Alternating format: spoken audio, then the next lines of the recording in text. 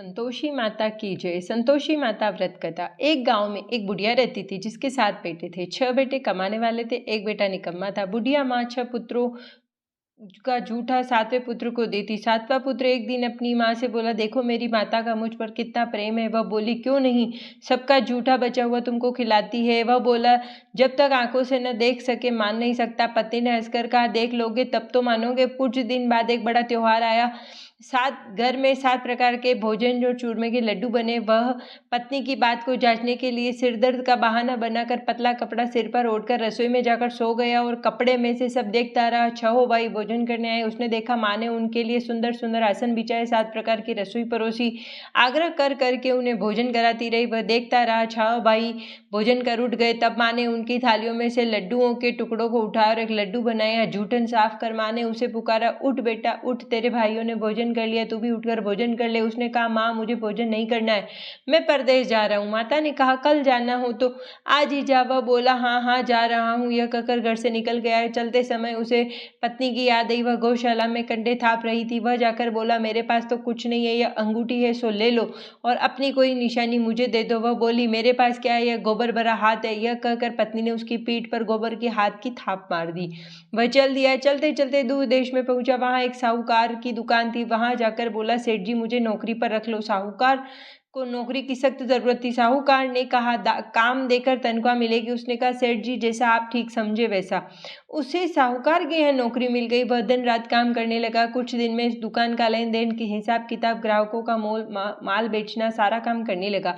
साहूकार के 7-8 नौकर थे। वे सब के सब चक्कर खाने लगे, लेकिन उसने अपनी लगन, परिश्रम, ईमानदारी से सभी को पीछे छोड़ दिया। उसे अपने किए का फल मिला। सेठ जी ने भी उसका काम देखा। 3 महीने में ही उसके मुनाफे में साझीदार बना दिया। परिश्रम करते करते 12 वर्ष में ही वह नगर का नामी सेठ बन गया और सेठ अपना सारा कारोबार उस पर छोड़कर बाहर चला गया। इधर उसकी पत्नी पर क्या बीती वह सुने। सास ससुर ने उसे दुख देने लगे। गृहस्थी का काम करवा कर उसे लकड़ी लेने जंगल में भेजते। इसी बीच घर की रोटियों के आटे से जो भूसी निकलती उसकी रोटी बनाकर रख दी जाती। फूटे नारियल की नरेली में पानी दिया जाता। इस तरह दिन बीतते रहे। एक दिन वह जब जंगल में लकड़ी लेने जा नहीं रही थी, तब उसे रास्ते में बहुत सी स्त्रियां संतोषी माता का व्रत करती दिखाई दी। यहाँ वह खड़ी होकर पूछने लगी, बहनों ये तुम किस देवता का व्रत करती हो और इसके करने से क्या फल मिलता है, इस व्रत के करने की क्या विधि है। तो यदि तुम अपने इस व्रत का विधान मुझे समझाकर कहोगी तो मैं तुम्हारा बड़ा एहसान मानूंगी। उनमें से एक स्त्री बोली, सुनो यह संतोषी माता का व्रत है, इसके करने से निर्धनता, दरिद्रता का नाश होता है, लक्ष्मी आती है, मन की चिंताएं दूर होती है, मन को प्रसन्नता और शांति मिलती है, निपुति को पुत्र मिलता है, प्रीतम बाहर गया हो तो वह शीघ्र लौट कर आता है, कुंवारी कन्या को मन प्रसन्न वर मिलता है, चलता मुकदमा खत्म हो जाता है, ग्रह कलेश की निवृत्ति हो जाती है, मुख में सुख शांति होती है, घर में धन जमा हो धन जायदाद का लाभ होता है और मन में कुछ भी जो कामना हो संतोषी माता की कृपा से पूरी हो जाती है। इसमें संदेह नहीं। वह पूछने लगी, व्रत कैसे किया जाता है यह भी बताओ तो बड़ी कृपा होगी। वह कहने लगी, बिना परेशानी, श्रद्धा और प्रेम से जितना भी बन सके प्रसाद लेना, 5.25 पैसे से 5.25 आने तक, इससे भी ज़्यादा शक्ति और भक्ति के अनुसार गुड़ चना लें। हर शुक्रवार को निराहार रहकर कथा सुनना, कहना, उसके बीच कम नहीं टूटे। लगातार नियम पालन के करना। सुनने वाला कोई न मिले तो घी का दीपक जलाकर उसके आगे जल के पात्र को रख कथा कहना, परंतु नियम न टूटे। जब तक कार्य सिद्ध न हो नियम पालन करना। कार्य सिद्ध हो जाने पर व्रत का उद्यापन करना। 3 मास में माता पूरा फल प्रदान करती है। यदि किसी के ग्रह खोटे हैं तो भी माता 1 वर्ष में उसको अनुकूल करती है। कार्य सिद्ध होने पर ही उद्यापन करना चाहिए, बीच में नहीं। उद्यापन में 2.5 सेर आटे का खाजा और तथा इसी अनुसार खीर और चने का साग बनाना, 8 बच्चों को भोजन कराना, जहाँ तक मिले देवर जेठ भाई बंधु कुटुंब के लड़के लेना, न मिले तो रिश्तेदारों और पड़ोसियों के लड़के बुलाना, उन्हें भोजन करा, यथाशक्ति दक्षिणा दे, माता का पूरा नियम करना। ध्यान रखना उस दिन घर में कोई खटाई न खाए। यह सुन वह वहाँ से चल दी। रास्ते में लकड़ी के बोझ को बेच दिया। उन पैसों से गुड़ चना ले माता के व्रत की तैयारी करके आगे चली। रास्ते में संतोषी माता के मंदिर में जा माता के चरणों में लौटने लगी, विनती करने लगी, माँ मैं दीन हूँ, दुख निपट मूर्ख हूँ, व्रत के नियम कुछ नहीं जानती, मैं बहुत दुखी हूँ, हे माता मेरा दुख दूर कर, मैं तेरी शरण में हूँ। माता को दया आई। एक शुक्रवार बीता, दूसरे शुक्रवार को उसके पति का पत्र आया, तीसरे शुक्रवार को उसका भेजा हुआ पैसा आ पहुंचा। ये देखकर जेठानी मुंह सिकोड़ने लगी, इतने दिनों बाद इतना पैसा कहाँ आया, इसमें क्या बड़ाई है। लड़के ताने देने लगे, काकी के पास अब पत्र आने लगे, रुपये आने लगे, अब तो काकी की खातिर बढ़ेगी, अब तो काकी बुलाने से भी नहीं बोलेगी। बेचारी सरलता से कहती, भैया पत्र आए, रुपया आए तो हम सबके लिए अच्छा। ऐसा कहकर आंखों में आंसू भरकर संतोषी माता के मंदिर जा मातेश्वरी के चरणों में गिरकर रोने लगी। माँ मैंने तुमसे पैसा नहीं मांगा, मुझे पैसे से क्या काम, मुझे तो अपने सुहाग से काम है, मैं तो अपने स्वामी के दर्शन और सेवा मांगती हूँ। तब माता ने प्रसन्न होकर कहा, जा बेटी तेरा स्वामी जल्दी आएगा। सुन खुशी से बावली हो वह घर पर काम करने लगी। संतोषी माँ विचार करने लगी, इस भोली पुत्री से मैंने कह तो दिया कि तेरा पति शीघ्र आएगा, पर आएगा कहाँ से, वह तो इसे सपने में भी याद नहीं करता, उसे इसकी याद दिलाने तो मुझे ही जाना पड़ेगा। संतोषी माता ने उस बुढ़िया के बेटे को स्वप्न में समझाया, पुत्र तेरी घरवाली कष्ट उठा रही है, यह बोला, हाँ माता यह तो मुझे भी मालूम है, परंतु क्या करूं, वहाँ कैसे जाऊं, परदेश की बात है, लेन देन का सारा हिसाब किताब, कोई जाने का रास्ता नजर नहीं आता, आप ही कोई राह दिखाए कि वहाँ कैसे जाऊं। माँ कहने लगी, सवेरे नहा धोकर संतोषी माता का नाम ले, घी का दीपक जला, दंडवत कर और दुकान पर जा बैठना, देखते देखते तेरा लेन देन चुक जाएगा, जमा माल बिक जाएगा, सांच होते होते धन का ढेर लग जाएगा। वह अगले दिन सुबह उठा, अपने उस मित्र बंधुओं परिचितों से स्वप्न में माता की कही बात सुनाई। वे सब उसकी बात सुनकर उसके खिल्ली उड़ाने लगे। वे कहने लगे कि सपने में की बात भी सच्ची होती है। एक बूढ़ा व्यक्ति बहुत समझदार था, वह बोला, देखो भाई मेरी बात मानो, इस तरह सांच या झूठ कहने के बदले देवता ने जैसा कहा है वैसा ही करना, तेरा क्या जाता है। बूढ़े की बात मान कर नहा धोकर उसने संतोषी माता को प्रणाम किया, फिर भी घी का दीपक जलाकर दुकान पर जा बैठा। शाम तक धन का ढेर लग गया। वह हैरान हुआ, मन में वह संतोषी माता का नाम ले प्रसन्न हो घर जाने के वास्ते गहना कपड़ा सामान खरीदने लगा। सब काम से निपट कर अपने घर को रवाना हुआ।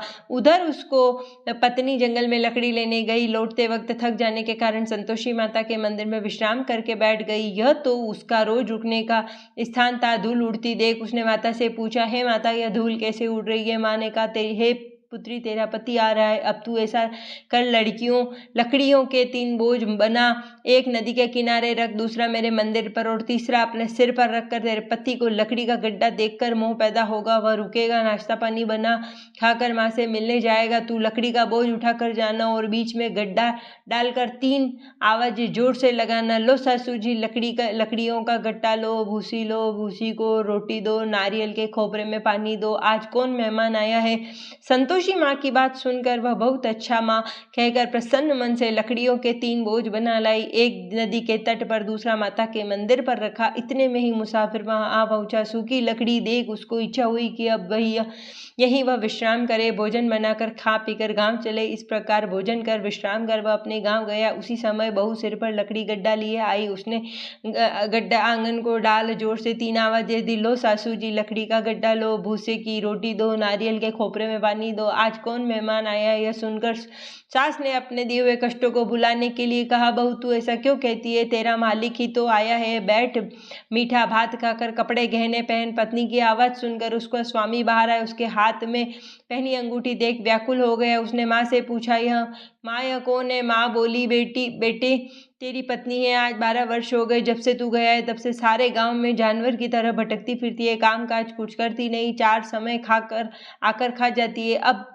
मुझे देखकर भूसे की रोटी और नारियल के खोपरे में पानी मांगती है। वह बोला, माँ मैंने इसे भी देखा है और तुम्हें भी, मुझे दूसरे घर की चाबी दो, मैं उसमें रहूंगा। ठीक है बेटा, जैसी तेरी मर्जी। माँ ने चाबी का गुच्छा बेटे के सामने रख दिया। उसने दूसरे घर को खोलकर सारा सामान जमाया। एक ही दिन में वह राजा के महल जैसा ठाट बाट बन गया। अब क्या था, वह सुख भोगने लगी। अगला शुक्रवार उसने पति से कहा, मुझे संतोषी माता का उद्यापन करना है। पति बोला, बहुत अच्छा, खुशी से कर लो। वह उद्यापन की तैयारी करने लगी। जेठ के लड़कों को भोजन के लिए कहने गई। उन्होंने मंजूर किया, परंतु पीछे से जेठानी ने अपने बच्चों को सिखलाया, देखो रे भोजन के समय सब लोग खटाई मांगना है, जिससे उसका उद्यापन पूरा न हो। लड़के भोजन करने आए, खीर पेट भरकर खाए, परंतु बात याद आते ही भी कहने लगे, हमें कुछ खटाई खाने को दूर खीर खाना हमें भाता नहीं, देखकर अरुचि होती है। लड़के उठ खड़े हुए बोले, पैसे लाओ। भोली बहू कुछ जानती थे न न थी। उसने उन्हें पैसे दिए। लड़कों ने बाजार जाकर उन पैसों से इमली खरीदी और खाई। यह देखकर बहू पर माता जी ने कोप किया। राजा के दूध उसके पति को पकड़ कर ले गए। वह सब मालूम हो जाएगा। जब जेल की रोटी खाएगा। वह उसे वचन सह नहीं हुआ। वह संतोषी माता के मंदिर में गई और कहने लगी, माता तुमने क्या किया? हंसा कर क्यों रुलाने लगी? माता बोली, पुत्री तूने मेरा व्रत भंग किया, इतनी जल्दी सब बातें भुला दी। वह बोली, माता भूली तो नहीं हूँ, न कुछ अपराध किया है, मुझे तो लड़कों ने भूल डाल दिया, मुझे क्षमा करो माँ। माँ बोली, ऐसी भूल भी कहीं होती है? यह बोली, अब कोई भूल नहीं होगी। अब बताओ मेरे पति कैसे आएंगे? माँ बोली, पुत्री जा, तेरा पति तुझे रास्ते में ही आता मिलेगा। वह मंदिर से निकल कर बाहर आई। रास्ते में उसे अपना पति आता हुआ मिला। उसने पूछा, कहाँ गए? वह बोला, इतना जो धन कमाया उसका कर राजा ने मांगा था, वह भरने गया था। वह प्रसन्न होकर बोली, भला हुआ, अब घर चलो। फिर अगला शुक्रवार आया। बोली, मुझे माता का उद्यापन करना है। पति ने कहा, ठीक है करो। फिर जेठ के लड़कों से भोजन करने गई। जेठानी ने लड़कों को सिखा दिया कि तुम पहले ही खटाई मांग ला। लड़के भोजन करने बैठे, लेकिन भोजन करने से पहले ही कहने लगे, हमें खीर पूरी नहीं भाती, जी बिगड़ता है, कुछ खटाई खाने को दे। बोली, खटाई खाने को नहीं मिलेगी, खाना हो तो खाओ। उनके उठकर चले जाने पर उसने ब्राह्मणों के लड़कों को बुलाकर भोजन करवाया। दक्षिणा की जन ने उन्हें एक फल दिया, जिससे संतोषी माता प्रसन्न हो गई। माता की कृपा से 9 माह बाद उसको चंद्रमा के समान एक सुंदर पुत्र प्राप्त हुआ। पुत्र को लेकर वह प्रतिदिन संतोषी माता के मंदिर में जाने लगी। माँ ने सोचा, यह रोज आती है, क्यों न मैं ही इसके घर चलूँ, इसका आसरा देखूँ तो सही। यह विचार कर माता ने भयानक रूप बनाया। गुड़ चने से सना मुख, ऊपर के मुंडों के समान ऊँह ओठ, उन पर मक्खियां भिनभिना रही थी। दहलीज में पैर रखते उसकी सास चिल्लाई, देखो रे, कोई चुड़ैल डाकिनी चली आ रही है, लड़को इसे भगाओ नहीं तो सबको खा जाएगी। बहू रोशनदान से देख रही थी। वह प्रसन्न हो उठी, आज मेरी माता मेरे घर आई है। यह कर दूध पीते बच्चे को गोद से उतार दिया और इस पर उसको सास क्रोध में भरकर बोली, अरिराण, इसे देखकर कैसी उतावली हुई है जो बच्चे को पटक दिया। इतने में माँ के प्रताप से जहाँ देखो वहाँ लड़के ही लड़के नजर आने लगे। यह बोली, माँ जी ने जिनका व्रत करती हूँ यह वही संतोषी माता है। इतना कहते ही उसने झट से घर के सारे किवाड़ खोल दिए। सबने माता के चरण पकड़ लिए। विनती कर कहने लगी, हे माता, हम मूर्ख हैं, अज्ञानी हैं, तुम्हारे व्रत की विधि नहीं जानते हैं। तुम्हारा व्रत भंग कर हमने बड़ा अपराध किया। हे माता, आप हमारे अपराधों को क्षमा करो। इस प्रकार बार बार कहने पर संतोषी माता प्रसन्न हुई और उसके बाद उसकी सास कहने लगी, हे संतोषी माता, आपने जैसा बहू को फल दिया वैसा सबको देना। जो यह कथा पढ़े या सुने उसका मनोरथ पूर्ण करना। संतोषी माता की जय हो।